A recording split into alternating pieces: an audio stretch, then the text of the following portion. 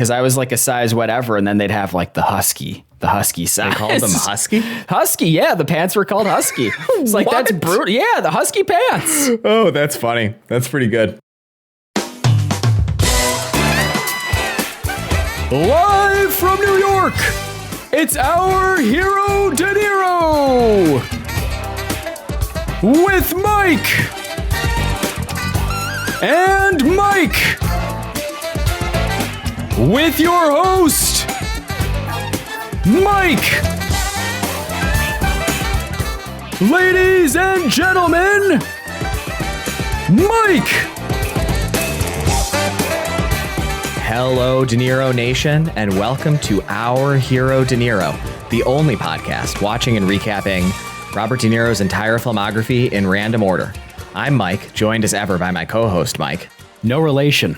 No relation indeed. And today we have a very special episode to commemorate the 60th episode release of this here podcast. We are going to be watching all three of the Saturday Night Live episodes that were hosted by Robert De Niro. Yeah. I mean, we already watched them. We're going to talk about them here. Yeah, we're going to be recapping them. That's fair. Yep. This is a live watch along podcast. Yep. It's going to be like 2 hours and 45 minutes long. Oh, my God. Mike, you ever seen Saturday Night Live before you watched some episodes for this episode? Yeah, I'm really curious to hear your history with this show. I have a history with Saturday Night Live. I used to watch it on and off, honestly, around the mid-2000 era, back when Tina Fey was still on it, Tracy Morgan. So that was kind of nice from a nostalgic perspective, watching a couple of these episodes. But, you know, nowadays I don't watch it live. I'm not going to do that to myself. But what I will do is, because they upload everything the next morning or whatever that night onto their YouTube page, Sunday morning when I'm kind of just getting ready for the day, I'll usually watch Weekend Update every week and the top 3 to 5 sketches based on view count on their YouTube channel. Because, you know, I understand why you picked this as the 60th episode. I think it makes a lot of sense. I think it's something that we had to do at some point. But the problem with Saturday Night Live is that it's not very good. You're watching an hour and a half of sketch comedy every week, and most of them are going to be stinkers. That's just how it has to be. So it was tough. Yeah, that's really interesting. I didn't know that you engaged so intentionally with Saturday Night Live still on an ongoing basis. It's really just Weekend Update. Yeah, that. I like Weekend Update. Who even hosts Weekend Update now? It's been Colin Jost and Michael Che for a long time. Okay, Michael Che is really funny. I can't think of anything Colin Jost has ever said. Yeah, I mean, I think he's mostly just known as head SNL writer / Scarlett Johansson's husband. Sure. Okay. Yeah, I've never really watched Saturday Night Live, honestly. I mean, I of course have seen episodes, but I have never been a regular Saturday Night watcher. Right. During the sort of 2010 to 2015 or 2016 era, Caroline was a really serious Saturday Night Live watcher. So I've seen a lot of Saturday Night Live from that period of time. And it was really funny watching these 3 episodes because I didn't watch it all in the 2002 and 2004 era. But watching the 2010 episode made me feel a little bit nostalgic because that was when I was watching it occasionally. Yeah, because that's what I really enjoy that style of humor. Like, I love Kenan Thompson. He's so funny. Yeah. Oh, he's good. Yeah, it was nice seeing some of these cast members. And of course, the 2010 era, that's when like Lonely Island was really a big thing. So yeah, that was a very big part of our lives circa our college years. It was. Yep. Would you say you like it? Saturday Night Live? I mean, I think it's pretty bad overall, man. That's why I limit myself to 15 minutes a week. I'm not going to trudge through all of that mud trying to find little gold nuggets. But, you know, it has its moments, has its characters. Sure. All right. Well, let's jump right into it. So as I said at the top of the episode, Robert De Niro has hosted 3 episodes, one in 2002, one in 2004, and one in 2010. And a couple peculiarities I will share about the way we watched these. So we watched these on Peacock. I did a little bit of research into this. One of the episodes we watched on Peacock, the 2004 episode, was really truncated. I think it was like maybe 35 minutes long, right? 35 to 40 minutes long. Yep. And I did a little bit of reading. For the same reason that the musical guest interludes rarely appear, the pre-streaming era Saturday Night Live episodes, they don't have licensing agreements set up, especially as it relates to the music, but even with regard to some of the sketch content that allows them to have that content on the streaming platforms. Oh, and interesting. So what you get on Peacock when you're watching Saturday Night Live really is heavily beholden to the way those licensing agreements were set up with the cast members and with the musical guests at the time. And so we did not see any of the musical guests. They were not in any of the 3 episodes that we watched. And if you, for some reason, have an encyclopedic familiarity with the 2004 Saturday Night Live episode hosted by Robert De Niro, we only saw about half of it because that's just how much is on Peacock. So we'll miss some sketches from that episode. That was more than enough, in my opinion. Yeah, I think I'm inclined to agree.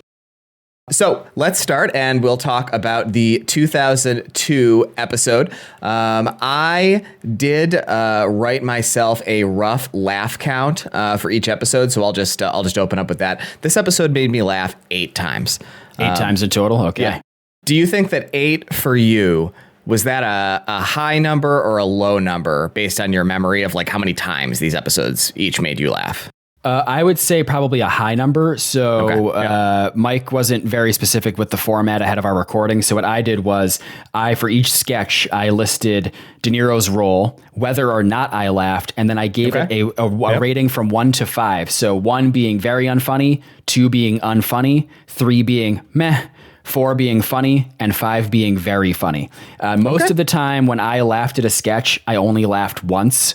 So I'm kind of just able to count, like, did it actually make me laugh at all? It was like usually just like one laugh or chortle or chuckle. There were some that made me laugh a few times. Yep, we'll excited to hear about them. Yep. I think you're going to really enjoy what some of them were, honestly. So I think that's something we're going to have a nice time with. I also am going to talk briefly at the top of each year just about what I had going on that year, and I'm sure that you will be able to use the things that I share as a jumping off point for some of the things that you had going on that year. So in 2002, I was a sophomore in high school.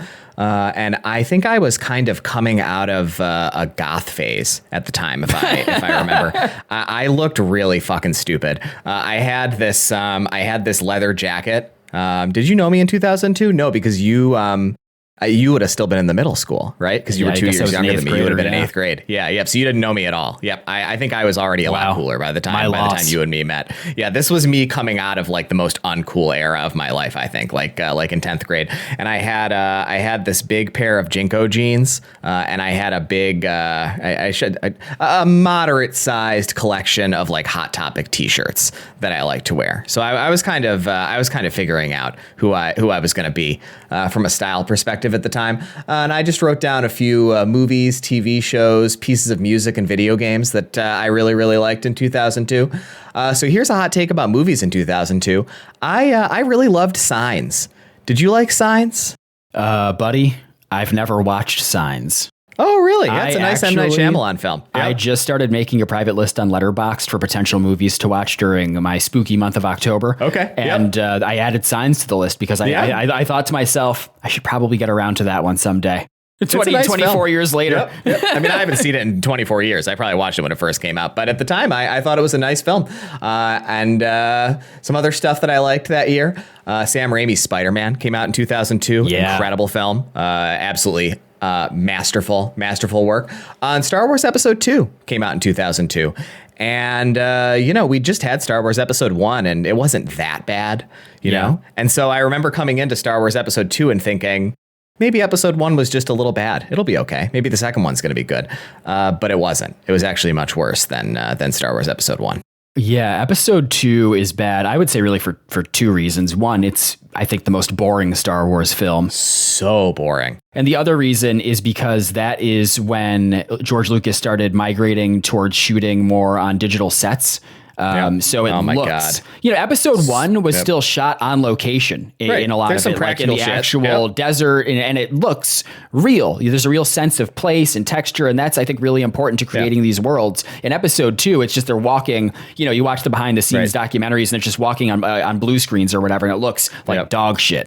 Yeah. Can you imagine how bad the pod racing sequence, which is like pretty transcendent, honestly, as far as prequel Star Wars filmmaking goes? Yeah. Can you imagine how bad that would have been if he'd done it for episode 2?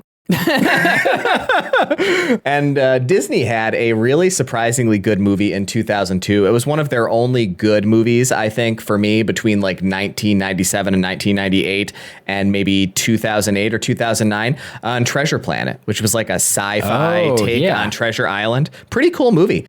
On TV, I really wasn't watching a lot of TV in 2002, but that was the year that Monk came out, which kind of introduced Blue Skies USA TV filmmaking, which kind of defined that era. How good we had it. Yeah, we really didn't. And I had never seen Tony Shalhoub in anything before I saw him in Monk, and so it introduced me to Tony Shalhoub, whom I really love. I didn't watch a lot of Monk, but my mom watched every episode, so I occasionally watch with her. Yeah. I love that show. Music, big year. Coldplay's "A Rush of Blood to the Head" was the big album in 2002 for me. But I was also getting really into prog rock and metal in 2002. I remember I was listening to a lot of Dream Theater and a lot of old pre-Phil Collins era Genesis, which is people think about Genesis and they think about like I don't know, like That's All in the Air like Tonight. That's a Phil Collins song. It's not Genesis song. Damn. But yeah, I mean, that's the sound, right? That's the sound that people associate with Genesis because that's when they got really famous. But people don't know that before Phil Collins became the singer, when Peter Gabriel was the front man of Genesis, it was like a weird prog rock band. They did like these crazy, like 9, 10, 11-minute long, like really, really weird rock songs. Really fun music. Great stuff. And 2002 was a fucking crazy year for video games. Grand Theft Auto Vice City, Metroid Prime, Super Mario Sunshine, Warcraft 3, the GameCube Resident Evil remake. Do you remember what you were playing in 2002? That was like the Xbox era. So you were getting into like your Xbox era, probably. De Niro's first episode as a host was December 7th, 2002. So the previous Christmas was when my family got our Xbox with the very first Halo game, Halo Combat Evolved. So I'm sure that's what I'm sure that's what I was still playing. That and whatever Tony Hawk game, probably Tony Hawk's Pro Skater 2X, carried that. There was a Tony Hawk game in 2002. Yes. Yeah. So I'm sure that's what I was still playing in 2002. I was in the 8th grade. I'm pretty sure I was listening to nu metal, possibly on my MP3 CD player. And I had an MP3 CD player. That was a lot of fun. Putting like 100 songs on a CD. That was so unbelievable. Cool. Yeah. Like, that was like fucking revolutionary at the time. Like Zoomers will never understand what it was like to be able to carry 100 songs with you at once. Like that was life changing. All right. So anyway, let's talk about the episode. So the episode opens with hold on. Should I provide some historical context for this? Yes. Mike did research into the historical and socio-political context for each of these episodes. So that'll be helpful because it's a pretty socio-political first sketch. So yeah, I think just for a little brief refresher for people, December 7th, 2002 is the first episode. So this is just 1 year after 9/11. So the country is still operating in this heightened state of fear and patriotism. George W. Bush's presidency is defined by national security, and his approval ratings were still relatively strong at this point. What were they? Do you know? Did not look. If I didn't say it, I don't know. Because he was like the most popular president in American history in the months following 9/11. He had like an 82% approval rating, but I would imagine it had dipped a little bit by a year later. Yeah, and at this point, the U.S. is actively laying the groundwork for the Iraq War. So there's a lot of that discourse around weapons of mass destruction and stuff like that. So the cultural mood was really about this being deferential to authority. And I think that does carry through to the tone of the episode here. It does. That's true. Yep. And so to that end, this first bit, we get, a press conference, right? Being hosted by the National Security Advisor, somebody in classic SNL in the executive branch. Yep. That's what almost all of them are these days. Yes. And he talks for a minute and then says that there's some brigadier general who's going to come and give a more detailed briefing on what's going on overseas. And it's Robert De Niro.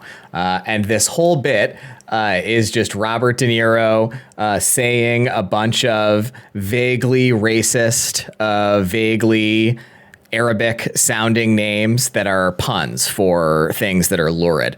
The first one is, I'm just going to spell it so you can kind of understand the joke. I'm not going to say them all. So it's spelled M''BALZ. That's the first name. ES-HARY to sound like my balls is hairy. And this was a huge laugh for me. Oh, a huge laugh. Oh, yeah. Yeah. This was probably my second or third biggest laugh. It gets less funny as they do more of them, but my balls is hairy really got me. Did that get you? I don't remember. I don't remember which ones made me laugh. I did laugh during. Did any of them make you laugh? Did any of the names make you laugh? I did laugh during this sketch. Yes. Okay, it was very. Yep. It was very stupid, and it was just like dumb racism in that early aughts kind of way that we don't get anymore. So I laughed during that one. I gave that sketch a 3 out of 5. A meh. Okay. Yeah, I give that one a 4. You'll find that I gave a lot of these a 3 out of 5. Yep. Anything else you want to say about this one? No. Okay. Then we get his monologue. His monologue, I think his opening monologue in this first episode, for me, was the funniest thing in any of the episodes. Did you agree? Did you find his opening monologue really funny?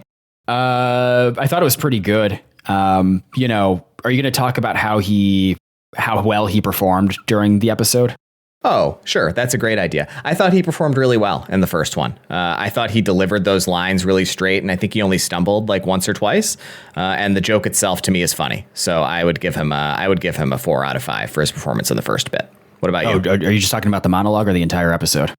Oh, I was going back to the first one. I thought you were saying you want to do it for everyone. No, I just meant like, no, I don't want to do it for everyone. I just meant overall. Oh, okay. Yeah, I mean, sure, we can talk about it at the end of the episode, right? Okay, but we'll wait until the end then. Yeah, no, I thought the monologue was funny. Why would it make sense to talk about how well we thought he did before we talk about all of his performances? I mean, listen, it's going to be a recurring thing. I'm just going to say it up top. I thought he was really stiff, and I think he's not well suited for this sort of material. Yes, I agree. Yeah, that's fair. So there we go. Yeah, and I it's noticeable in the very beginning when he's delivering this monologue. That's why I thought to bring it up. But yeah, I thought it was pretty funny. It was a pretty good bit. He, talks about how, so it's come to this, et cetera, makes a reference to analyze this. It was all nice. No, the thing that made me laugh about the opening monologue is how stiff he is. And I feel like he really leans into his discomfort. He says something like, this was one of my hardest laughs in the entire 3 episodes, was this line from the opening monologue where he says something like, I've never done live TV before. And after this, I don't know. But Norah Jones is here. And then he just ends the monologue. And I thought that was really, really funny. You don't find that funny, like him leaning into his discomfort? I don't think he was leaning into it. 1 minute into the episode and he's just like, I don't know if I'm going to do this again. I think that's pretty funny. I don't think he was leaning into it, man. I think he was just visibly uncomfortable and stiff. Yeah. Well. Anyway, I give it a 5. I give it a 5 out of 5. Oh, do you really? I didn't give any. Yes. I didn't give anything a 5 out of 5. You didn't give anything a 5 out of 5. Okay. Yep. The next bit, I don't think this one had De Niro in it, right? This was the Correct. McDonald's bit. Yes. Big and tasty. This one I did not find funny at all. It's just essentially an ad for the McDonald's Big and Tasty, and then it's saying all of these things about it that are supposed to be funny, about how unhealthy it is and about how fattening it is, and it's just this to me is this is what I think of when I think of unfunny Saturday Night Live. I think about this sketch, it's just drags on for so long and it is so unhumorous. For me, this one is a 1 out of 10. Oh, wow.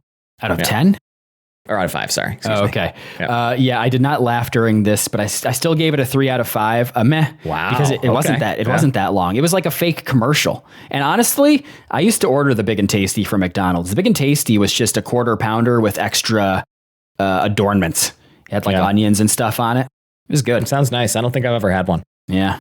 The next one is a sketch where Robert De Niro plays Thomas Jefferson, and the bit is just about how Thomas Jefferson, fathered children with one of his slaves. and it's kind of leaning into Robert De Niro liking black ladies. What did you think about this one? Yeah, the premise is that he has a new house slave played by Maya Rudolph, and it's Thomas Jefferson hitting on her, and like one of his friends is off to the side and didn't know that Jefferson was into black chicks. Right, but then the other one says that it was in the gossip pages. Yeah, I don't know. Yep. Seems like an easy premise to explain. I did not laugh during this, and I gave it a 2 out of 5. Yeah, I didn't laugh during this one. I'd give it a 3, though. I think it's conceptually funny. Yeah, it's better than Big and Tasty. Yeah, it's better than Big and Tasty for me. Yep. Okay. You gave your rating for that one, right? I sure did. I liked the next one. You can tell because I laughed reading. Oh, that's why. Oh, that's great. Yeah. Yep. So the next one you should be a humor writer. Yep. The next one is a sketch about a community theater troupe, I guess it seems like, right? Putting on a performance of Peter Pan. But the actor whom they've gotten to play Peter Pan is Robert De Niro. And the justification for him having been cast in the role is that he played the best Peter Pan Southern Michigan had ever seen. I think they say 35 years ago, right? Before he comes on stage. And so then he comes on and he's just, Robert De Niro. He's like a slightly portly, late middle-aged man, but he's dressed in the brightly colored, cheap-looking community theater Peter Pan costume. And he's like smoking a cigarette for the entire time. And he's just really cantankerous and argumentative with the tech folks and the director and his castmates and all that kind of stuff. I got a laugh out of this one, which is when he says, "I was fighting Captain Hook while you were still sucking boob." Robert De Niro saying sucking boob is pretty funny to me. Yeah, it's a sound that I enjoy. Yep. I forgot to write about that one in my notes, but I guess I'd give it maybe a 4. I'm trying to be generous with the grading here because I can't give everything a 2 or a 3. Yeah, I laughed. This one I laughed during this one was funny to me. Yeah, I was fighting Captain Hook while you were still sucking boob is a pretty good line. De Niro delivers it well. This one was nice. Also, just the visual of him in the Peter Pan costume is really funny. That's good. Good comedy. And one time, he drops his cigarette and gets all angry with somebody for having bumped into him and making him drop his cigarette. And then when he picks it up, he's like all relieved that he didn't step on it. And I'm sure that was improvised. It's good. He was a little less wooden in this one, I think, than he was in some of the other performances. The next one, De Niro plays a mall Santa Claus, and his elf is his wife, and they just get into a big argument while one of the kids is on Santa's lap, and it's awkward for everybody involved, and the mother is really uncomfortable about Santa not wanting to let her kid go, and then eventually she's able to extricate him from Santa, Robert De Niro, and the sketch ends. What did you think about this one? Yeah, I laughed during this. I mean, the premise is that he's engaged in a romantic relationship with his elf, played by Maya Rudolph. Or sorry, it wasn't his wife. You're right. They're just in a relationship. And she's resentful towards him for not, committing. So they argue throughout this entire process. I gave it a 4. I thought he was funny in it.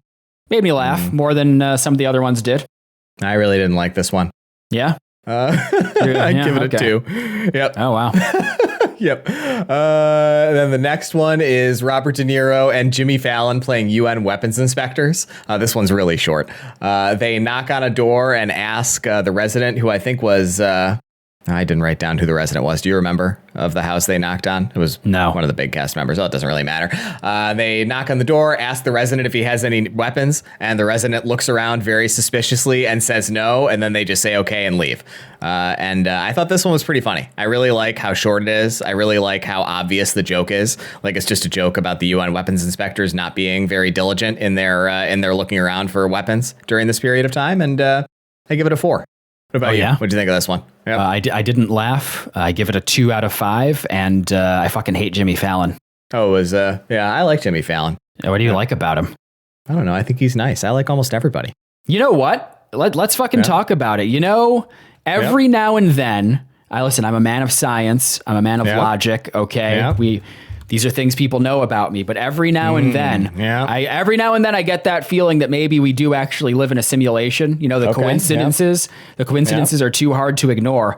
And there there were a couple of SNL related coincidences. I'm going to mention one later on in the episode, but one that I will mention now is this morning as I was waiting for Mike to be ready to record, I just popped Facebook open on my phone, as one does, just to look at the dog shit on my news feed. And one of the most recent stories that was at the top of my page was that Jimmy Fallon was in Fairport, New York last night at that Irish bar. That's odd. He's because he's friends with the owner of All Mic'd Up fame. Yeah, from our first episode of All Mic'd Up. Interesting. He's friends with the owner, so every now and then he will like pop up there and hang out for like a Saturday night. And I just saw a picture of Jimmy Fallon, and I thought, wow, the guy that I'm about to talk about in a few minutes that I don't like. Yeah, that's an interesting story about Jimmy Fallon. You think it's unscientific to believe that we're living in a simulation?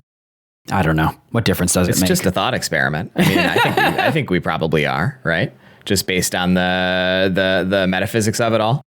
I generally think that if you asked me to choose, like I had to gun to my head, say what I think is probably true, I think I'd probably give it to simulation theory with a slight edge over non-simulation theory belief. I don't think that's unscientific. The only simulation I want to live in is Halo Combat Evolved. Yeah, there you go. Well, we'll talk a little bit more about Halo in a few minutes.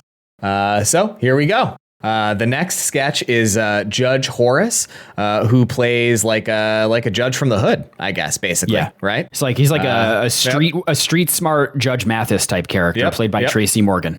Yep, and the character is very, very funny. De Niro is he's the plaintiff of the case that's being adjudicated by this TV judge, and the case is essentially him and his ex-girlfriend, whom he's suing because she told him that she would lose weight, but didn't lose weight while they were in a relationship, and that's essentially what the argument they're having over is.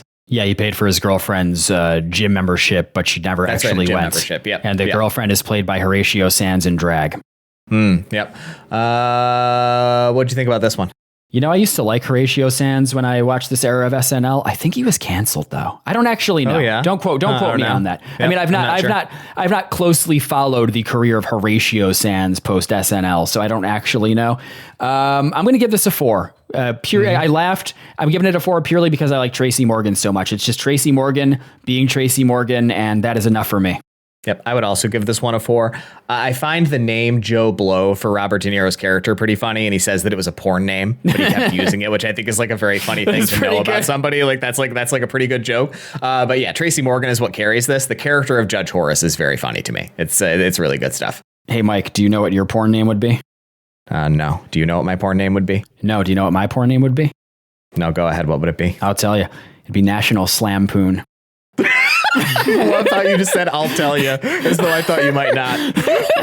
You teed up the discussion topic. It's private information. You have to subscribe to my OnlyFans where I show feet. Oh, God. Yep. OnlyFans.com/National Slampoon.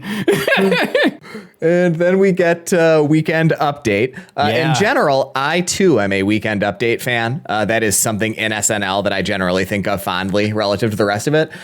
This was a pretty unfunny period for Weekend Update, I guess. It's Jimmy Fallon and Tina Fey, and I didn't think Tina Fey was very funny, and I really didn't think Jimmy Fallon was funny as the Weekend Update host, and I did not even come close to laughing once during Weekend Update. What about you? I was disappointed. I didn't laugh either. I think I started watching Weekend Update after Jimmy Fallon left, and it was Tina Fey and Amy Poehler. But this didn't really do it for me. But there was a Sopranos joke, so I guess that was kind of nice. That is nice, yep. Amy Poehler, she really elevates Tina Fey, I think, in that context. They're a much better duo. Such excellent chemistry. The two of them together are really, really good. They make great faces. They play off each other really nicely. Yeah. It's we're gonna get one of the two of them in the next episode, so we'll be able to we'll be able to compare and contrast. The next one is a sketch of a husband and wife duo. It's Seth Meyers and Amy Poehler going to buy a Hyundai car. from Robert De Niro, and he's just really violently pushy with Seth Meyers to get him to buy the more expensive options on the car, even though he and his wife came in really firm that they only wanted to get the base model. And he keeps slapping him and threatening him, like kind of playing like a stereotypical Robert De Niro character. And I did not think this sketch was funny at all. Oh yeah, and it really dragged on for me. I'll give it a 2. Okay, I give it a 3. Every fucking one is a 3. Listen, man. Listen, that's how I feel towards most of SNL. Meh. But it did make this made me laugh a little bit. Okay, this one made you laugh. Okay, the visual of De Niro slapping Seth Meyers across the face over and over again. You know, that got me. Sure. Yeah. All right. Definitely did not get me. But sure. All right, then the next one is a sketch of Robert De Niro playing a father to I did this so stupidly. I wrote a grown man. Who played the child in this sketch? Was it Bobby Moynihan? Oh no, Bobby Moynihan was not on SNL 24 years ago. I think it was Chris Kattan. Chris Kattan. Okay. Monkey Bone. Well, anyhow, the little boy, played by a grown man, is going to bed and wants his dad to come and tell him a story, but his dad just wants to watch football. And so Robert De Niro acquiesces and goes and sits on his bed with him to tell him a story. But the story he tells him ends up essentially just continually returning to the theme of how much he hates his ex-wife with whom he's co-parenting. Yeah. The grown man boy. And I did get one laugh in this sketch, which was his squirrel voice. One of the characters in the story that Robert De Niro tells is a squirrel, and he does it's a really funny squirrel voice for the squirrel in the story, and that got me to laugh. But in general, I didn't love this one, so I'll give it a 3 out of 5. Meh. Yeah, I didn't laugh at all during this one. This is the one that felt like it really dragged on to me. Okay. Yep. I gave it a 2, but I guess if I'm trying to expand my grading range a little bit, I thought this was the worst sketch of the night. So I'll give it a 1. All right. There you go. Hey, that's great. Look at you. Yeah, I like the squirrel voice. So there you go. And then the final sketch is a sketch of a fake old movie about a giant radioactive bear attacking a city. De Niro plays a general who's called in to essentially lead the military effort to try to suppress this giant radioactive bear. And they do this series of things. They call in a female bear to try to distract him. They call in a hunter who's been irradiated to become giant to kill the bear, but only the man's size was increased. The gun is still normal gun size. And so the bear is able to take down the giant man. They send in a giant sandwich that's poisoned to try to poison the bear, but the hunter eats it and gets poisoned. And I didn't really think this sketch was funny at all. There was one line that almost got me to laugh, which was Robert De Niro. He says twice, "If only it was mating season." And the second time he says it like kind of almost mournfully in a way that felt out of step with the rest of the bit. And that almost got me to laugh, but it still didn't make me laugh. And I felt like this one was really long. So I give it a 2 out of 5. Yeah, I think that's another problem with SNL sketches is that they don't know how to end or they go on too long. And this did not make me laugh. I give it a 2 out of 5. I appreciate those sketches that they would have after the musical act would come out, where they're a little more avant-garde and, adventurous, but they're so hit or miss. And this was definitely a miss for me. There you go. And so that is the episode. And I wrote one final note here, which was a comment I made to Caroline after we finished it, which was, wow, that was terrible. And that was generally the way that I felt about it. I thought the experience was pretty bad. I can't remember if I said my laugh count, so I'm going to say it now. It made me laugh 8 times the entire episode. So I guess you laughed once in each sketch. So however many sketches you said you laughed in is how many times it made you laugh. Probably 3. Yeah, I guess. Who knows? Who cares? Yeah, yep. I thought my laugh count was so low, and when you said that it was high to you, I was like, "Oh, this is that's Saturday Night Live, man."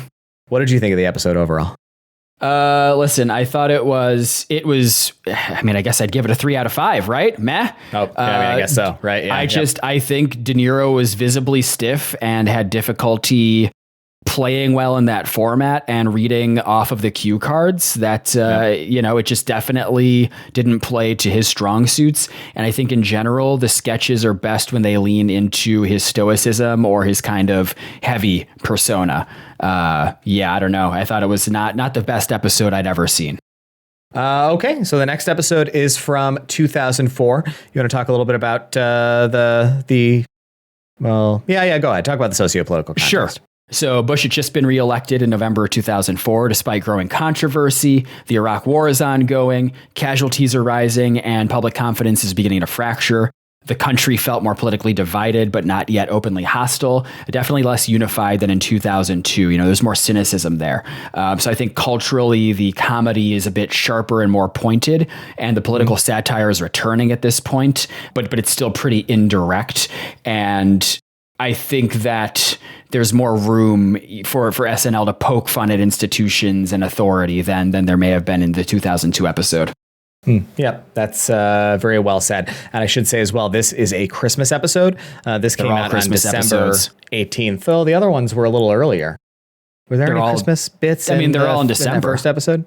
Well, right, but I mean, there is a Christmas episode. Like it was the Christmas episode that year. We had the Mall Santa sketch in the last one. Yep. Oh, true, the Mall Santa sketch. Yep. But this episode is very Christmas themed. Like there's a lot of Christmas stuff in this episode. All right, let's talk about my stuff, right? Sure. So here's some movies that came out in 2004.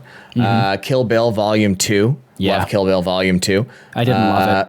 Oh, yeah? I like it much better than the first one. Oh, really? What about you? Oh, I like the first. Listen, I haven't watched it in a very long time, but I remember liking the first volume a lot more. Really slows down in the second half, doesn't it? Yeah, I like that. I think it's nice. It's more contemplative. That's what I like, I like the cool samurai fight scenes. It still has the cool samurai fight scenes. It's just also more contemplative. Michael Mann's Collateral came out in 2004. It was the first Michael Mann film that I ever saw, and I remember really loving it at the time. I saw it at the Little. Eternal Sunshine and of the Spotless Mind and Garden State both came out in 2004, kind of introducing us to the concept of the manic pixie dream girl. Yeah. Kind of like two versions of that, the two manic pixie dream girl archetypes in those two films. The Butterfly Effect came out in 2004. Yeah, it's not very good. And Life Aquatic with Steve Zissou came out in 2004, although I don't think I saw it for the first time until 2010 or 2011 when I got into Wes Anderson. Same. From a TV perspective, this was the year that I got into watching TV. 2004 was when we got Lost and House MD, which were the first two like big network TV shows that I really loved. That became a big part of what I enjoyed in fiction. House ruled. I only watched the first episode of Lost though. Yep. Oh, Lost is so good. I mean, who knows if it is, but it certainly was really good at the time. Yeah. Yep. And from a music perspective, Green Day's American Idiot came out in 2004. I remember I was listening to that a lot, and I was also getting really into old British rock, like Supertramp especially, and I think I was listening to a lot of Metallica at the time, like mid-90s Metallica, I think was something that I was really enjoying in 2004. Man, you know what? American Idiot was such a cultural phenomenon back then. It was, yep. I remember, because I was a freshman in high school in 2004, and for whatever reason, I was like a year ahead in science classes. So I was taking chemistry with a lot of sophomores and juniors. And I remember like everyone had American Idiot, like Green Day t-shirts. That was the most popular. Yep. I did not. Yep. You're shopping at Hot Topic more than I was apparently. Good album, I guess. Yeah, sure. Great album. Yeah. I mean, for me, musically, I was still very much in my new metal, big beats, Prodigy, Linkin Park kind of phase. This was almost when I started getting into Nine Inch Nails, my favorite band of all time, because Nine Inch Nails released With Teeth in May of 2005, a few months after this episode's release date. And that's, had a very dance rocky kind of vibe with songs like Only and The Hand That Feeds. And that's what really got me into their whole catalog of music. And I think that was like a pretty big evolution for me musically, like out of the new metal, trashy kind of stuff into more interesting industrial oriented. I mean, Nine Inch Nails, you listen to The Fragile, that double album, and there's so much interesting stuff going on sonically, so many weird noises that really opened up a whole new world of sound for me to this very day. Really cool. So really appreciate that. And 2004 was an insane year for video games. I mean, number one, you got to shout it out. Halo 2 came out in 2004. So that's what you were playing at the time. But the Nintendo DS came out. Yep, the Nintendo DS came out in 2004. World of Warcraft came out in 2004. The first Katamari Damacy game, Half-Life 2, Grand Theft Auto San Andreas. And I was playing all of those games a little bit, but the two big things that I was playing in 2004 were Dragon Quest VIII and Metal Gear Solid 3 Snake Eater. Those are my two big games from 2004. Yeah. Oh, Halo 2 dominated what I was playing at that time. I remember buying that opening week with my parents, and they were all out of regular copies, but there happened to be one Steelbook copy available. I think I still have it, honestly. That's pretty cool. I mean, Halo 2, that was like the popularization of online console multiplayer with Xbox Live. Those are really the golden days where like everyone had the cheap headset and everyone was like voice chatting and all that stuff. It was a ton of fun back then. The community that sprung up. I mean, unfortunately, I think online multiplayer gaming like that is really backslid because nowadays no one talks on voice chat anymore. Like everyone's just on Discord with their friends or doesn't use a microphone. So you don't get that community aspect. And the chats are like so censored and there's never like a chat to all. It's always like just team chat. And I think that's so lame. Like I hate that. What if I want to talk some shit to the other team? I think that's fun. And it provides a fun incentive to the other team to try a little harder. Play better. Better. When we were playing Overwatch every night, one of my favorite things about playing Overwatch was that there was a match chat option. Just like being like, never in like an offensive way or anything, right, but just being really toxically mean to the other team about their bad performance, like just like piling on when you're winning is it's a lot of fun. It's like a singular joy, honestly, as like a part of video game playing as an experience. Like, and it's really sad that's not a thing anymore. Well, all the dumb bits we would come up with, like saying we were sponsored by CBS, and we would always promote Young Sheldon. Young Sheldon. Called ourselves the Shell being Squad. Sponsored by Arby's. We've got the meats. Oh yeah, that's right. Yeah. Oh, really good shit. Oh yeah, we would win. We would go into the match chat and we would type like, "Hey, good game, guys! Make sure you check out Young Sheldon on CBS Sunday nights at 8/7 Central." Like, that's so funny, and you just don't get to do that anymore. That's really that's really good. That's what they took away from us. Okay, so I love the opening bit. The opening bit is essentially just a retread of the opening bit from the first episode. So it starts with Donald Rumsfeld, and he introduces Robert De Niro, who plays a brigadier general, and he just says a bunch of names like the names that were in the first one again. So it's a retread of that bit, but it's a little bit more racially diverse. There's some jokes about German people, some jokes about Irish people in this one, and I think that for me, I don't know if you agree with me about this kind of thing, but the fact that it was a callback to the opening bit of the first one made it much funnier to me. Really? And so I really appreciated that they did this again. And spoiler alert, they will not do it again in the 2010 episode, and I was disappointed with that decision. Really? I think it would have been very funny if they'd done it a third time. Yes.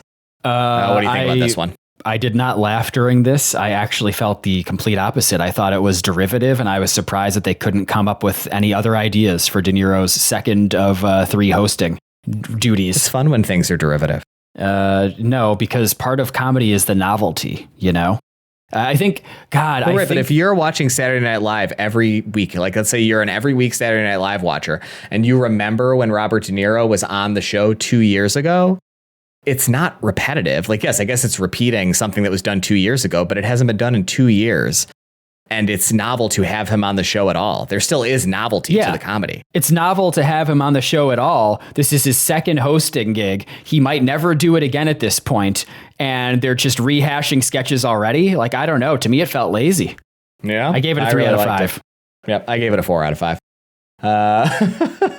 I don't think there are really any names worth talking about here as particularly funny. There aren't. There aren't. I wrote them all out, just so you know. And I don't think any of them are very funny. Then we get the Prince Christmas special. Who played Prince in this one? I have face blindness. So it's Fred Armisen. Fred Armisen played Prince. Yep. Okay, great. And Robert De Niro is a guest on the show. Did you get this joke? What joke? Well, like, did Prince have a talk show where he behaved like this? Like, I didn't understand the joke. No, this is just this is a pretty popular sketch back then. Just the SNL performer has an impression, and that's what it is. Fred Armisen had a Prince impression. Like this wasn't making fun of something specific about Prince, other than his idiosyncratic way of speaking and behaving that Fred Armisen could do an impression of. I didn't know if there was some Prince background that I wasn't getting. And it's a Meet the Fockers press appearance that Robert De Niro is on the show to do. And I really enjoyed Fred Armisen's impression of Prince doing a bad impression of Robert De Niro. he has his Prince character do an impression of the "you talking to me" line from Taxi Driver, and it sounds so bad, and that made me laugh. Yes, and I that's wrote, what made me laugh. Yep, and I wrote, I don't think I understand this joke, but it's pretty funny on its own as weird alt comedy. Like this felt like proto, like I Think You Should Leave almost to me a little bit more than any of the other SNL stuff that we watched in these 3 episodes. There's a lot of very strange cinematography in the sketch. There's a lot of like very like close angle shots of the different people who are on the stage that makes it feel really disorienting and claustrophobic as it's like jumping around through the people. There's one part in particular where De Niro ends up like standing off to the side, and there's this brief shot where it's like very, very close to his face, and I got confused for a second about what was happening, and I really enjoyed that experience. I really liked this bit. I thought this one was really funny. I give it a 4. I give it a 4. Sure, it was good. It's all relative. A little more lukewarm on it. Yeah, I'm a little more lukewarm on it, but I thought it was good enough. It was fun watching De Niro make motorcycle noises. Yep. And then the next bit is a sketch about Donald Trump doing an ad read for The Apprentice. And I just cannot believe this guy's the president of the United States, honestly. Yeah, I don't really know what else to say about it other than that. Yeah. It's not very good. Daryl Hammond is playing Trump in this sketch, and I don't know if I've told you. I don't know when it would have come up, but I watched the first season of The Apprentice. No, you've never told me that. That's crazy. What was that like? Was that around this era? Was this when it was starting? Yes. What era of The Apprentice was this? I think the beginning, man. Okay, so this was when it was getting started. Okay, yep. I don't really know anything about the show, honestly. The first season came out in 2004, so this is like pretty new stuff. It was good. It was good because it was like early-ish reality TV, and it wasn't so flanderized. It wasn't like, later on it became Celebrity Apprentice, and I think there was still like enough of a perception of Donald Trump, of his image that he had curated for himself, of like being a professional, the savvy businessman, magnate, deal maker. Yeah. You had Omarosa and Kwame and all these characters. It was fun watching. I don't watch reality TV anymore. I certainly never watched any seasons after that one, but it was fun while it lasted. Yeah, he is a man of almost singular charisma, Donald Trump. So I would think at that time in that format, it was probably pretty compelling. I've never seen a single second of a single episode. All right, now we get Weekend Update. Rate that one. I give that one a 2. I also gave it a 2. Didn't laugh. Yep, did not laugh once. It just made me feel kind of sad thinking about how it's not really the same to make fun of this guy anymore. No. It's got a real dark undercurrent to it in a way that, even during Trump 45, I enjoyed making fun of Donald Trump, but it doesn't really feel fun to make fun of him anymore. No. It's a real bummer. So what can you do? Then we get Weekend Update, and I got a big laugh during this Weekend Update. It was Rob Riggle, right? Played this character Leviticus. Yes. Was that Rob Riggle? It was Rob Riggle. He was on for this one season of SNL. He plays a character named Leviticus, who's a street preacher.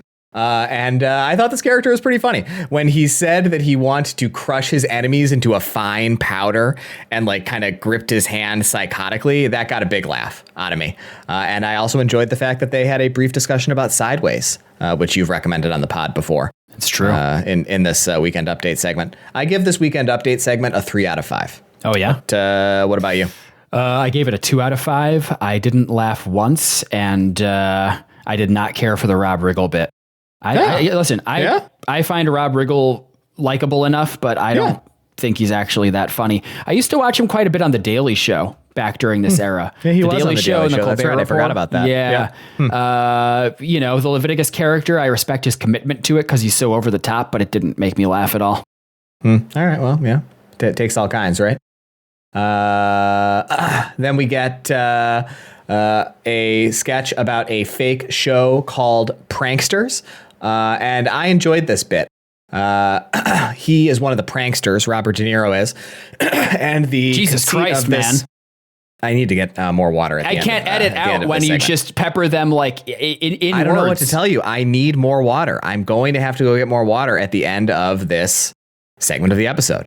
So The conceit is there's this fake show called Pranksters, and De Niro is on, and he plays one of the pranksters, but they have essentially like hidden camera video of the pranks when they were performed. And De Niro's prank is that he just killed his pranky with a chainsaw, essentially. And he says all these things about pranking him and says that he pranked him into a million pieces. I thought this bit was pretty funny, and I got a huge laugh toward the end because the kind of off-screen producer of the show is doing these sound effects on a soundboard. Yes. And there was one moment where he did a slide whistle sound effect after De Niro talked about pranking the guy into a million pieces, and that got a huge laugh out of me. Yes. The slide whistle sound effect is very funny to me. What did you think about this one?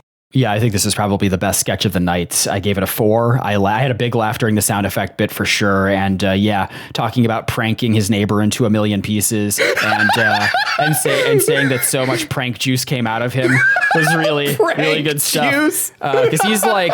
Because it's like a show where Seth Meyers is the host and he seems to be playing like a teenager or something. Yep. And he has guests come on and say like, here's how I pranked my teacher or whatever. So De Niro coming out and being like, yeah, I pranked my neighbor, and he just shows him like murdering him with a chainsaw. It's good stuff. I appreciate that sort of dark comedy. That's a really good bit. I agree. We get another bit here. Oh, I give it 4 out of 10 as well. The next 5. sketch is, I'm sorry? 5, 4 out of 5. Or 5, sorry. The next sketch is Christmas with the Cat Lady. Robert De Niro plays the Cat Lady. He sure does. One of the cat's names is Nabisco, and I like that name. Oh, really? And so I wrote a little prompt to myself here to ask you, what's your favorite Nabisco product? Oh, shit. I really can't think of any besides vanilla wafers, but I don't really like those. So many things that you like are Nabisco products. You're just not thinking about it. Chips Ahoy. Oreos are a Nabisco product. Teddy Grahams are a Nabisco product. Lorna Doones. Cheese Nips, I believe. I'm pretty sure Cheese Its are the other brand, unfortunately, because Cheese Nips are vastly inferior to Cheese Its. Triscuits, Wheat Thins. Lots of stuff for Nabisco products. Yeah, I gotta say Chips Ahoy or Wheat Thins. I don't like Triscuits. Too crumbly. I love Triscuits. Yeah, I love crumbly. Triscuits. Yeah, Triscuits for me for sure. And I really love the mint Oreos. Oh, those are really good. Yeah. That's funny. The cat name that I noted was Captain James T. Cat. Little Star Trek reference for us real ones. That is good. I think that when you get a cat, you should name it Nabisco. I think Nabisco is a really funny name for a cat. Yeah, that is a pretty good name for a cat, honestly. Yep. But I name it Robert De Niro. But I didn't like this sketch. It didn't make me laugh at all. Oh, same. I give it a 2 out of 5. Yeah, 2 out of 5. That was pretty bad. It really isn't funny at all. But I was really excited to get to talk about Nabisco products. I used to be a Nabisco salesman, in case you don't remember, for about a year after I graduated from college. How could I forget? Yep. And then we get a fake musical interlude with some Muppets. And I believe the Muppets are the reason why so much was cut out of this episode, by the way. I did a little bit of reading about this on Wikipedia, and I don't know why they were able to secure whatever licensing requirements they needed to feature this brief segment with the Muppets in it, but I think the Muppets were in a lot of other segments that they were not allowed to put on Peacock. And it's just like a musical interlude of the Muppets playing a bunch of musical instruments and their folks dancing on stage. It isn't really very funny, but I enjoyed the music. I thought this one was it's a Christmas song. Yeah. What was it? It's a Christmas song. They were playing a Christmas. It wasn't like the song, a Christmas song? No, they made it was them performing an original Christmas song with Horatio Sands. Well, there you go. That sounds nice. I love Christmas. Yeah. It wasn't funny. I gave it a 2 out of 5. Yeah, it wasn't funny. I liked it, though. I'll give it a 3. I enjoyed the music. I thought it was nice. Yep. Okay. Yeah, it seems like you really remembered it well. And that's it. That's the episode. What did you think about this one, Mike? I would say some higher highs, some lower lows. This was the very abbreviated episode, though. It was only 36 minutes long on Peacock, so I don't have any strong feelings about it one way or the other. De Niro is still pretty stiff in this one, but it's a little better than his original appearance in 2002. Yeah. In general, I think this one is better than the first one. I agree. There are some low lows. Like there are some that are like, get the fuck out of here with this bullshit. But it is like 21 minutes shorter runtime wise than the others. Nice. And it got 7 laughs from me compared with 8 in the full length first episode. So definitely punched a little higher on the laugh count for me than the initial one. Every episode of Saturday Night Live should be 36 minutes long. God, can you imagine? Yeah. One more. This This last episode is from 2010. It was on December 4th. Do you want to share a little bit about the socio-political context for the 2010 episode? Sure. At this point, Barack Obama's president, nearing the end of his first 2 years. The country's coming out of the 2008 financial crisis. That was real fun for us. But the recovery was uneven and fragile. The political energy was volatile back then. We had the Tea Party movement that surged in the 2010 midterms. I know, right? A real sign of things to come. So the polarization was much more obvious and structural, I think, at this point. I think the mood culturally was a bit more cynical, ironic, and shaped by the internet. And I think that reverence for serious public figures had really eroded by this point compared to the previous episodes. Yeah, it's interesting because the previous episodes were also very cynical. So, well, it's Saturday Night Live, you know. Yeah, I suppose so. Here's some stuff about what was going on in 2010. So in 2010, I just graduated from college. You were in your senior year, right? You graduated in 2011, or did you graduate 2012. in 2012? Okay, so I guess you were in your junior year. I graduated from college into the slow recovery from the Great Recession, as you alluded to, and it really took me a couple of years. Really, I would say probably 3 years after graduating from college to find my footing and end up in a job that I think paid what you would expect to be paid as a college graduate with some kind of growth opportunity. But this was the beginning of what I would describe as like the really fun, fancy-free years of my life. Around 2010 was, I think, when that period of time, probably 2010 to 2016. And it has a very specific musical language to me. And so we'll talk about the music a little bit. This was the year of Mumford & Sons and Foster the People. Those were the two big like indie groups from this year. And I feel like that sound really kind of, you never really listen to this kind of music, but I feel like it still really defined our lives to a certain extent in this 5 or 6 year period. It was kind of the background music of the first half of the 20 teens decade, like weird indie folk and like weird kind of vaguely electronica, like twee indie rock. Any music you think about when you think about this period of time? What were you listening to in like the early teens? Yeah, I very proudly did not listen to Mumford & Sons and that sort of twee hipster bullshit. Yeah, I think a really big thing was just a month prior to this De Niro episode of SNL, Kanye released his album My Beautiful Dark Twisted Fantasy, which is regarded by many to be his masterpiece. Yeah, that's my favorite Kanye album. What's your favorite Kanye album? We'll have to do an all mic'd up on Kanye since he's rehabilitating his public image, and I think it's okay to like him again. But my favorite Kanye album is actually his 2013 album, Yeezus. Yeah, I kind of thought that might be it for you. Yep. It's interesting because when Yeezus came out, it was so polarizing, but I think it's one of those albums that as time has gone on, more like people have come to appreciate it more as the masterpiece it actually was. I think it's just one of those things that was so harsh, so abrasive, so stripped down that especially compared to My Beautiful Dark Twisted Fantasy, he was doing that with every musician that was popular at the time. There are so many guest features. I can't even name them really all. Polished. Yeah. Really polished. It has the orchestral sound, but it's and there are some really great singles on it, but I think it's a little over long. It's like 70 minutes long. I don't think rap albums should ever be that long. I think you can really hear the difference in our like taste in music as we're talking about this kind of stuff. Yeah, I think you can. my second favorite Kanye album is probably 808s and Heartbreak. Hold on a second. Now I want to pull up my full ranking of every Kanye album. Yep. I won't bother finding the spreadsheet right now, but you must know there's only like 8. Like you must know where it is on your ranking roughly. Yeah, I think 808s is actually pretty towards the bottom. I don't dislike it, but it's an interesting singular sound. It really did define that era of pop music. It did.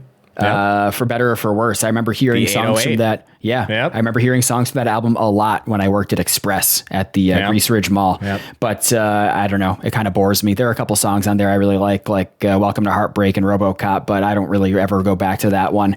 My favorite definitely has to be Yeezus for its abrasive, stripped down industrial sound, thanks to Rick Rubin just throwing shit out of it at the last minute. Yeah, I just don't really like stripped down industrial music, I guess shortly after this De Niro appearance in 2011 is when we got the Jay-Z and Kanye album, Watch the Throne. That is a really good album. That really, with Otis and a few of the singles off of there, that really dominated the zeitgeist for a while. That was really big. Good. I remember that's when I was, I was still going to college, SUNY Brockport, driving my 1998 Acura Integra, total piece of crap car, but I invested a bunch of money, I threw a bunch of money into the sound system. It was the investment of a man in his early to mid 20s. Yeah, I put all my money into aftermarket stereo parts for my Acura Integra. My portfolio is just doing horribly right now. As soon as I pulled out of the Best Buy parking lot, these woofers lost 60% of their street value. And I listened to a lot of like alt rock back then. LCD Sound System, very popular. Things like Passion Pit, Rat-a-tat. Loved Passion Pit. That was a very fun era for indie music. It was a great era for indie music. Lady Gaga's Fame Monster also came out in 2010, which was an album that I really enjoyed. And this was when my interest in doo-wop was, I think, really starting to flourish. Yep. I remember 2011 or 2012 being the peak of doo-wop listening for me. And so I think that was kind of building to its crescendo during this period of time. We've talked about doo-wop music a lot in the podcast before. Here's some movies that came out in 2010, some that I know that you really enjoy. It got to be maybe your favorite movie of all time, right? Came out in 2010, The Social Network. Oh, yeah. I mean, it's not my favorite movie of all time, but I do think it's a perfect movie. Yep. Inception came out in 2010. Black Swan, I never watched Shutter Black Island, Swan. and Toy Story 3. I did not like Black Swan at the time. I've never seen it since, but I did not enjoy it, no. On TV, Justified premiered in 2010. Yep. Good show. As did Boardwalk Empire. Kind of a dead year for me. Yeah, I watched the first season. It wasn't very good. Although I do remember this was when I was first watching The Sopranos in earnest. I'd seen episodes on TV throughout my life, but like 2010, that was around the time when I actually sat down and watched all the seasons for the first time. Really incredible show. We've talked about it many times on the pod. Yeah, I didn't watch The Sopranos until I think 2022. Yep, I remember. I was there. Yeah. Was it that late? It was 2021 or 2022. No, I would have said late. I would have said late teens. No, it was post-COVID. Okay, interesting. And a big year for video games: Red Dead Redemption, Mass Effect 2, Fallout New Vegas, Heavy Rain on the PS3. We've talked about Detroit Become Human a few times on the podcast before. Heavy Rain was kind of the progenitor for Detroit Become Human. And Super Mario Galaxy 2 were some things that I was enjoying in 2010. Yeah, I mean, I'm pretty sure all I was playing in 2010 was Halo Reach. So, that's not going to be a surprise to anyone who knows the Halo release schedule. Yeah, it's just fun. It's just about any year we talk about for the, from like 2000 to 2025, like there was a Halo game that you were playing, Or does that Halo remake come out this year? Yes. Yeah. Okay. So you'll have a big Halo game you'll be playing this year, right? I'll do it. Yeah, I'm definitely going to play. Are you kidding me? You said that you're not excited about the visuals, right? There's something about it that looks a little off to you.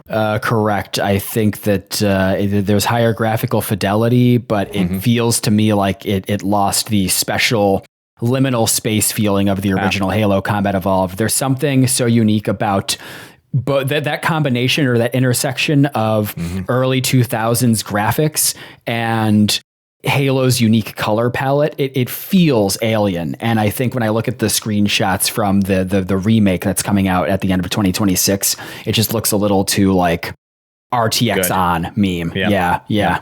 Yeah, I am inclined to agree. Not specifically about Halo. I don't have, I have played every Halo game, right? You and me have played them all together. Co-op. Halo has great co-op functionality. Yeah. But I don't have the connection to Halo that you have. It's not a nostalgia game for me.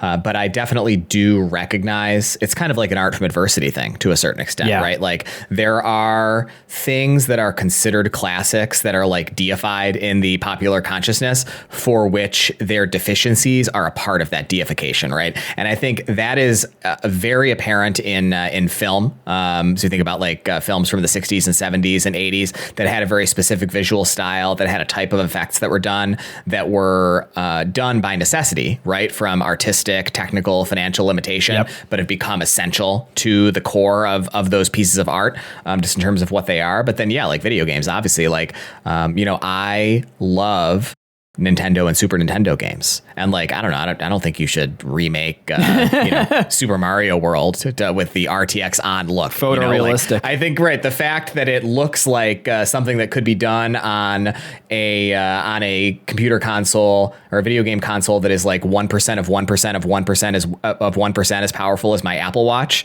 is like a part of what makes that good. And I think it's probably similar with the early Halo games. Like, you really, I don't know, you don't want to remake things to look that way. Something that I see all the time on YouTube that it truly is one of those things, maybe you feel this way, that makes me feel so alienated from apparently like an entire subset of people who enjoy video games. I just watched one the other day, is when people do those like Unreal Engine remakes of old video games. I'll watch that and I'll be like, who wants this? Like the one I watched the other day was somebody had remade Super Mario 64 and it was like lifeless and sterile.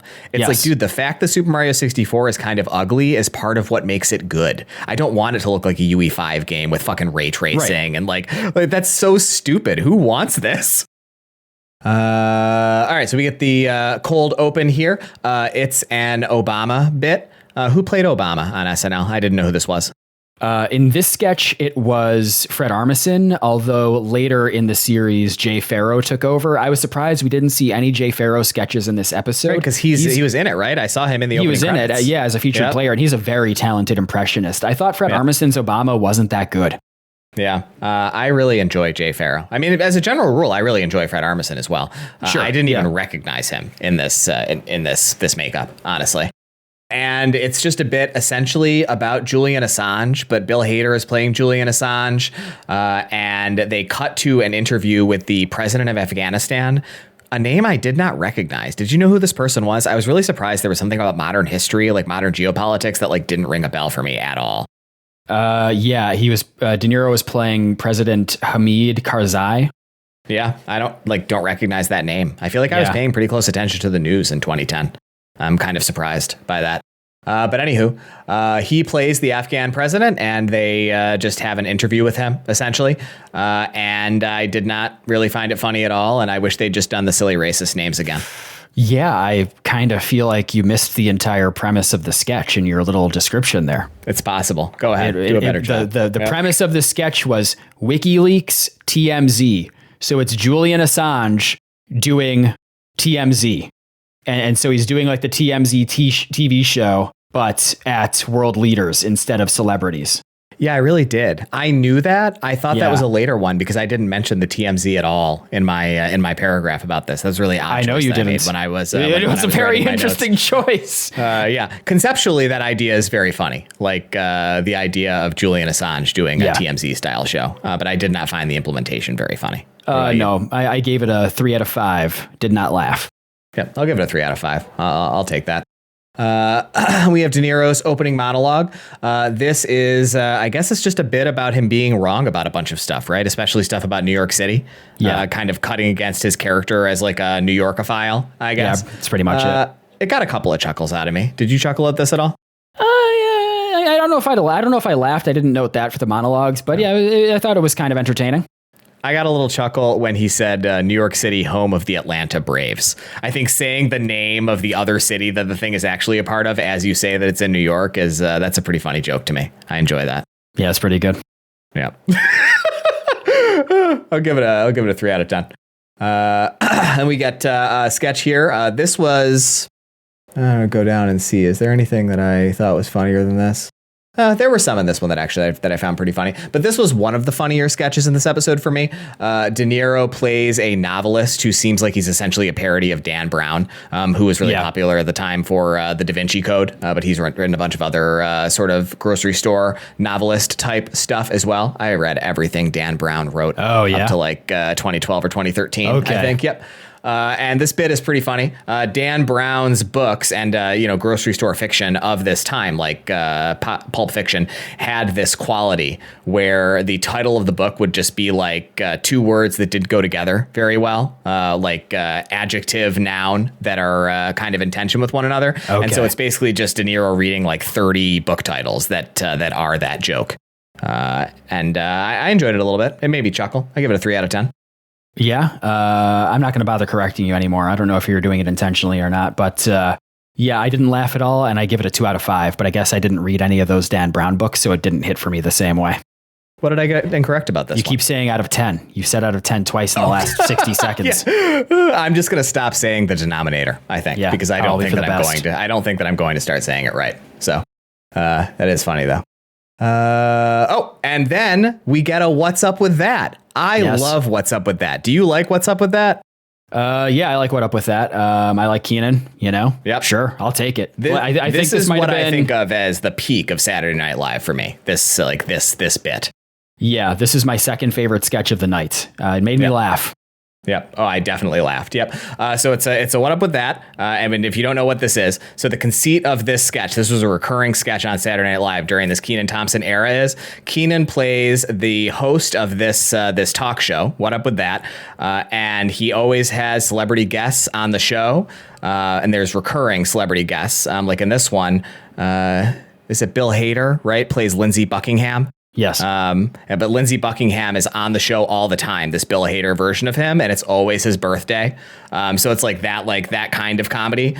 But the joke is that he has all these celebrity interviewees on, and then as soon as any of them is about to answer the question that he just asked, they do the theme song, and he just sings and dances, and there's like a bunch of people dancing all around the stage, and the theme song singing ends up being like, it's a 5-minute sketch. It'll be like 3 minutes and 20 seconds of the sketch will be them dancing around and singing. And it's very funny to me.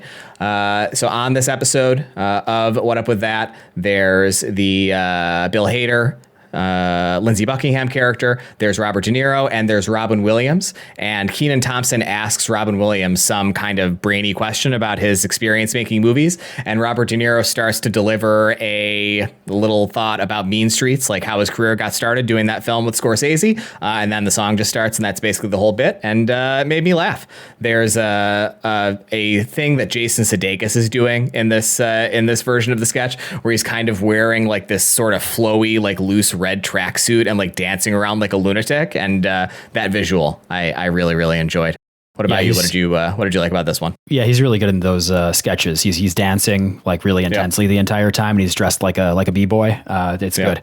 I don't know. You just talked about What Up With That for like 5 minutes, so I have nothing to add there. It was funny. I gave it a 4 out of 5. Okay. I'll give it a 4 out of 5. See, I said it right. Then we get a bit called From the Garden with Mr. Produce. Mr. Produce is played by Robert De Niro, and he essentially is just doing this.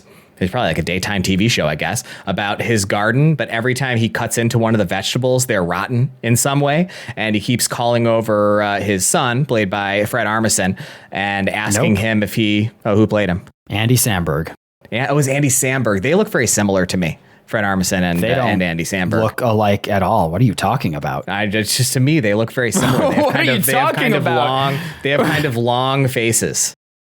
Okay. I'm gonna ask ChatGPT if Fred Armisen and Andy Samberg look similar. Well, there you go. Apparently, it was Andy Samberg, and it's just this recurring bit. I really found this one incredibly unfunny of Robert De Niro asking Andy Samberg if he did the thing that he asked him to do to take care of his garden while he was out of town, I guess, on the Today Show. And Andy Samberg responds to every question that his dad asks him with another question. Like he'll say, like, "Well, did you spray the pest repellent on the potatoes or whatever?" "I don't know. Did I spray the pest repellent on the potatoes?" And that happens like 17 times, and it never really escalates, and nothing interesting ever happens. And I didn't really like this one. I give it a 2 out of 5. I also give it a 2 out of 5. I didn't laugh at all, and De Niro was really bad at reading off the cue cards in this one. He flubbed a few lines, so not great. Then we get a bit that's kind of like a parody of Weekend at Bernie's, where Bill Hader and Andy Samberg are visiting their boss, Mr. Bernie, who's played by Robert De Niro. And when they get to his swanky house, where they've invited a bunch of girls to come and party with them, they find him dead. I don't know how funny I find the implementation of this one. I think it's reasonably funny, but the premise of this one is really funny to me. The premise is that they try doing a Weekend at Bernie's thing, but it's discovered immediately, and everybody freaks out that they're trying to do this, and then it's just a court case about it. And at the court case, the defendant, Bill Hader and Andy Samberg, attorney, produces this video of Mr. Bernie saying that his wish was for the two of them to do exactly what they did. And so they get off. And I think that's a pretty funny joke. I really like this one. I give it 4 out of 5. Yeah, I also give this a 4 out of 5. It had really good alt comedy vibes that I really appreciated, and I like the premise a lot. Yeah. The premise of like, because Weekend at Bernie's is so unrealistic, right? Like just like treating that on its face, like earnestly as something that would be immediately discovered if somebody tried to do it, and then just playing out in comic fashion, kind of what would happen is that's a joke so obvious that it's kind of surprising it was never done before this, to be honest. But I really enjoy it. Then we get Weekend Update. I love Seth Meyers hosting Weekend Update. Do you like Seth Meyers hosting Weekend Update? I think I stopped watching by the time he really hosted, so I don't have much to say about him. I thought he was good, though, here. It was a good Weekend Update. Yeah, I definitely had a few laughs in this one. I really enjoyed, there was this brief discussion with, there was somebody putting on a play, right? Like a play producer, but a bunch of stuff was going wrong with the way the play was happening. And so the guy just talks about like how they're filling it in. And he says something about like Shrek stopping by for an hour during the play, and they mention of Shrek got a laugh out of me. Yeah. Andy Samberg is playing the fourth understudy for the Spider-Man musical. That's right. Yeah, and he's hanging upside down, right? Yes, he's hanging upside down the whole time. Yep. Well, there you go. Really impressive. Your memory / note taking. I liked this Weekend Update. I'll give it a 4 out of 10. I also give it a 4 out of 5. It was my favorite of the 3 that we saw. Hard to believe people don't think you're funny. Yeah, it really is. With bits like that. You don't think any of the things that I think are funny. I mean, we're having one of the most, on the podcast, certainly the most, but in our lives, probably one of the most detailed and painstaking conversations about just 2.5 hours of content and what in it we did and did not find funny. And I think our core foundational differences from a comedic perspective are really, they're really at the fore here in this discussion. Then we get another sketch about the production of Little Fockers. Bobby Moynihan plays a little kid named Keith who loves the Fockers movies, and he's just really excited to be visiting the set with, I think, his aunt, who works on the set in some capacity. And De Niro shows up, and Ben Stiller shows up, and Bobby Moynihan's little Keith character doesn't like De Niro, and so that's kind of the joke, is that he kind of rejects him relative to like Ben Stiller and some of the other people who he's more excited about than De Niro, including like relatively unimportant people in the production, like the guy who runs the catering is played by Kenan Thompson, and I think Jason Sudeikis, right, played the makeup guy. He's really excited about the two of them, Bill Hader. I really didn't think this one was very funny, but it was cute, and I enjoy Bobby Moynihan. I give it a 3 out of 5. Yeah. This is my favorite sketch of the night. Really? Yeah. Well, I give it a 4 out of 5, so it's not really saying much. Okay. Yeah. Not high praise. Yep.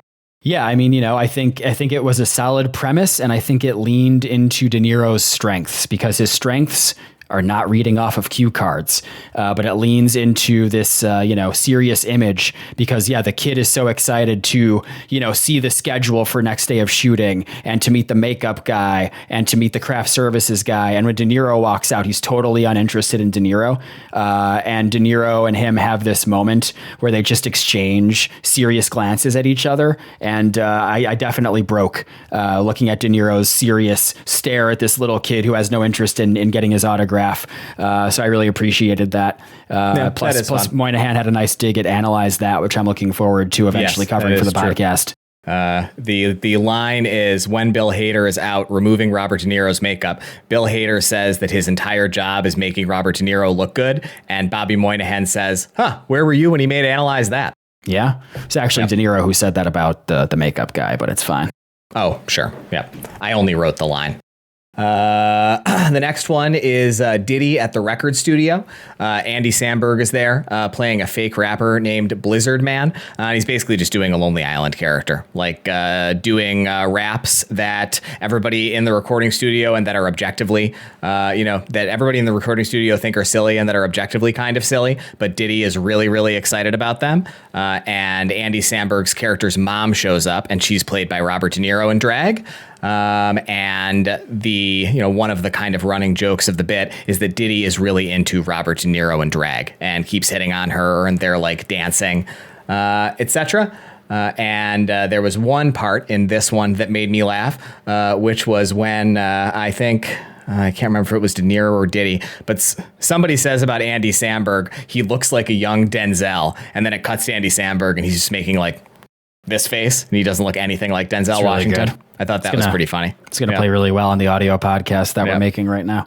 I mean, I was doing it for you. I was not doing it for the listeners. That's good. I'll include that in the extended cut of this episode. Yeah, I mean, this for context, this was Diddy's second and final appearance as SNL's musical act. He was here this time with his musical group Dirty Money.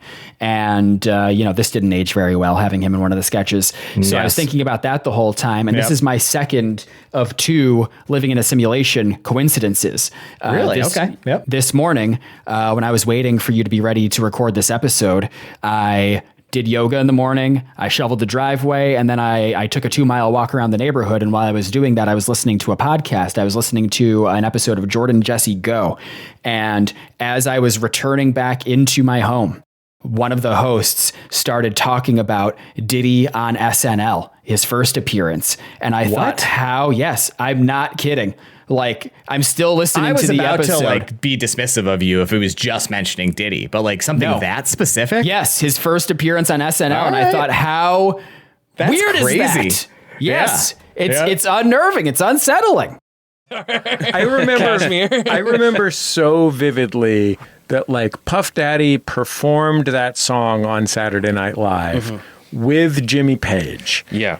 And you're just like, you just hope, like, for all of the horrific nightmares that we now know Puff Daddy was visiting upon the world, not the smallest of them was his shit music that always sucked.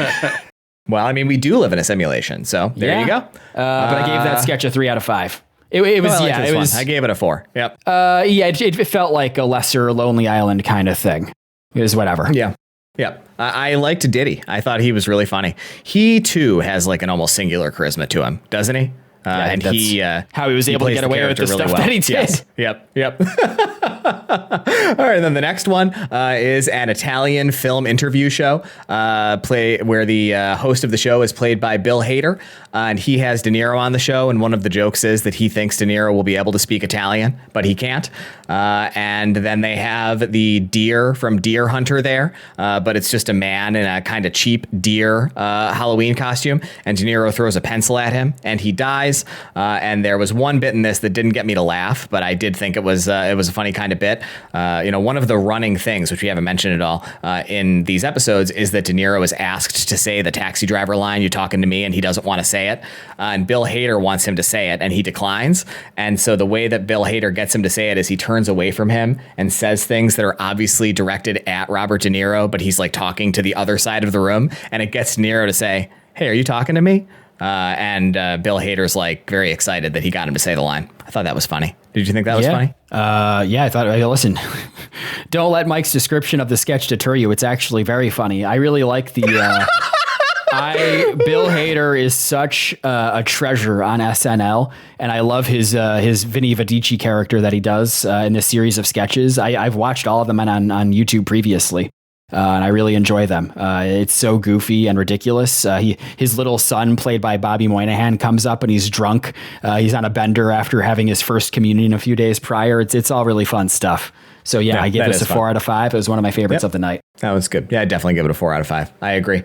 The next sketch is about a new baldness treatment that involves transplanting ball hair and hair from the pubis up to the head. And I don't really think this one was funny. What'd you think of this one? I thought it was funny. I gave it a soft 4. You know, the visual of everyone having their heads covered in pubes and their partners nuzzling against them and things like that. It was funny enough. Remember that Bosley Hair Clinic? You remember those commercials? I don't think I do, honestly. That doesn't really ring a bell for me. Was that a local thing or a national thing? No, it's a national thing. I remember seeing commercials for it back in the day. Bosley Hair Restoration. When was it? Probably the mid 2000s based on this sketch. That's interesting. I don't know if I watched TV, like live TV ever, honestly, after I was in high school. I don't know if I ever did. Did you watch live TV after you were in high school? Yeah, probably. I think so. Oh yeah. No, I never really did. So I think just like commercials are like a thing that I generally did not experience. Like when I watch TV shows, I would DVR them and fast forward through the commercials, or sometimes I would torrent them once torrenting sites became available. We didn't have a DVR, and I didn't start torrenting until college. So gotcha. Okay. Yep. That's interesting. And then we have the final sketch, which is Jason Sudeikis and Andy Samberg going to a bar at the end of a busy day at work. The bartender is rude to them, and one of them asks the other rhetorically, "Who do I got to screw to get a drink around here?" And Robert De Niro appears, kind of made up like Gandalf, essentially. And he says he's the one they have to screw. And he's being serious. And there's 2 sequences of each of them going into a maintenance closet to have sex with Robert De Niro. And the first time takes 7 hours and the second time takes 6.5 hours. And De Niro makes a big show about how physically unattractive he finds both Sudeikis and Samberg, which is why it was so hard for him to come. And that's the bit. What'd you think of that one? what do you give it? Soft 3. That was a little long for me. Yeah. What about you? Yeah, I give it a 2. I thought it ran on for way too long, and I did not laugh really long at all. Yeah, no, really unfortunate. Definitely didn't laugh. And like when afterward, at the end, there's kind of like a surprise joke. Ben Stiller comes out of the closet, and he's also got the Gandalf makeup on. And I was like, what? That doesn't make it any funnier at all. Like, you just wanted to have Ben Stiller on screen one more time. Like, really sure. Not good. He's there for the night. Why not? Yep. And that is the 2010 episode. Mike, what did you think about watching Saturday Night Live? Basically what I set up at the top of this episode. It made sense conceptually why we chose to do this as one of our milestone episodes of the podcast. But, I don't enjoy watching full episodes of SNL. It's something I deliberately choose to not do in my everyday life. So it was an interesting experience doing it for the pod, but it was kind of fun in revisiting the 2000s kind of way. Yep. What about you? It was kind of fun. I felt more or less the same way. I don't really enjoy the show. So no, I didn't really enjoy watching it, but I enjoyed a few of the bits, and it was fine. It was just like watching a long De Niro movie, essentially, right, in terms of how much of a time commitment it was. So it's okay. We've watched longer, worse movies for the pods, I would say, than this. What was your favorite of the episodes? I don't know. I could have tallied the averages for each one. Maybe the most recent one, the 2010. I think that's where De Niro felt the most confident as the host. Yeah, I agree. So I think for that reason, I'll hand it to that one. Yep. I definitely have to say the 2010 episode is my favorite as well. And I'm going to ask you what your least favorite was. And so I'll just say it's in descending chronological order for me. So I liked the newest one the best and the oldest one the least of the 3 that we watched. What about you? Which was your least favorite? I think same, probably the first one, but it's not quite fair because the second episode was so abbreviated on Peacock. It benefits from being 20 minutes shorter, right? Like that was really nice. That was a really nice surprise when I saw it. I was like, oh my God, I'm saving 20 minutes on this. This is awesome. Yeah. Because I'd just come out of the first one, which I really didn't enjoy watching. I was like, if this isn't going to be very fun, then at least it will be 2.5 hours instead of 3 hours like I thought it was going to be. So that is it for our discussion on the De Niro SNL hosting episodes. And now before we end this episode, we do have a letter from friend of the pod, former guest of the pod, Andrew. Mike, you want to tell us what Andrew has to say? I do. Andrew is writing in response to our City by the Sea episode, which we both gave 3 out of 5. Andrew writes, "This is one among several movies where you've commented on De Niro giving a transcendent performance despite the mediocre movie. Do you think De Niro just gives it his all as a professional in spite of the movie, or do you think at the time he's hopeful that the movie will be a success? What's been your favorite De Niro performance in a bad movie?" Tough question. It is a tough question. Answer that second part of it in a minute. I guess I'll just look at my low ratings. That is a great question, though, Andrew. I think that. I don't know, it's a little awkward, right? I hate to psychoanalyze him. It feels a little bit. It feels a little bit condescending. Andrew or De Niro? Honestly, De Niro. It feels a little bit condescending to the subject of our podcast. But if I do want to traffic in a little bit of psychoanalysis here, I think there's kind of 2 factors at play here. The first factor is I think he takes the craft really seriously, right? I mean, this is like if you read about Robert De Niro and kind of how he came up in the acting world, he considers this his calling, right? And so I would imagine that however low the content is, unless you catch him in a bad mood, and we have watched a few where it seems like he's phoned it in a little bit. Yeah. But for the most part, I think he gives it his all, regardless of the quality of the subject matter. So that's bit number one. And the second bit, and this is the really psychoanalytic part, and so I say this with a little bit of hesitation. I don't know that I believe that he knows the movies are bad when he signs on for them, honestly. Does anyone acknowledge to themselves that something that they're doing is going to be bad? Especially someone who's generally good at the thing that they do. Like, I'm guessing that he looks at each one of these scripts with rose-colored glasses and, to your point, probably thinks that he can elevate it. Like, maybe it's a little bit flawed, but if I turn in a really great performance, this can be, a C plus or a B minus rather than the C minus or D plus that it ultimately ends up being. So I don't know. That's kind of my read on that. What do you think, Mike? Yeah, I think when people make movies, there are just so many moving parts that it is impossible to know for sure whether or not, what the outcome is going to be. And I think just every creative involved has to assume that they're trying to make something good. That's the intended outcome. So you can't I don't think anyone is signing up going, this is going to be dog shit, but whatever, I'll just bumble my way through it. So no, I think he probably, with the exception of like geezer teasers, movies like Killing Season or Savage Salvation, I don't know. He probably thinks like, I'm going to go like even City by the Sea. Not a great movie, but it wasn't bad. And how could you possibly know? He gave a solid performance and it did elevate the material. And we don't know what the scripts are like when he reads them either. I mean, you have to remember, right? Like we thought this in the City by the Sea episode, that there was probably stuff they cut that if it had been cut together differently, it could have turned out better. And so the script that De Niro reads for these films when he signs on may well, in many cases, seem better to the reader than the film actually ends up being once it's directed and cut together. So yeah, I think he probably feels good about most of them when he signs on to them. And for me, my favorite De Niro performance in a bad movie is The Gang That Couldn't Shoot Straight. That's one of my favorite De Niro performances. Yeah. He's really funny in that movie. Oh, interesting. Yeah, he is. He's a highlight. It can only be the bad ones. I was going to say I had two picks here. My earlier era pick is Rocky and Bullwinkle, which I was quite soft on, but he's so committed in that performance. He's really good. And the later performance that came to mind was his starring role in the 2016 film The Comedian. He's really good in The Comedian. He really You're right. That's a great pick. Yeah, he really seems to care about the character and the world and all of that sort of stuff. It's a shame that, the rest of the movie wasn't so good.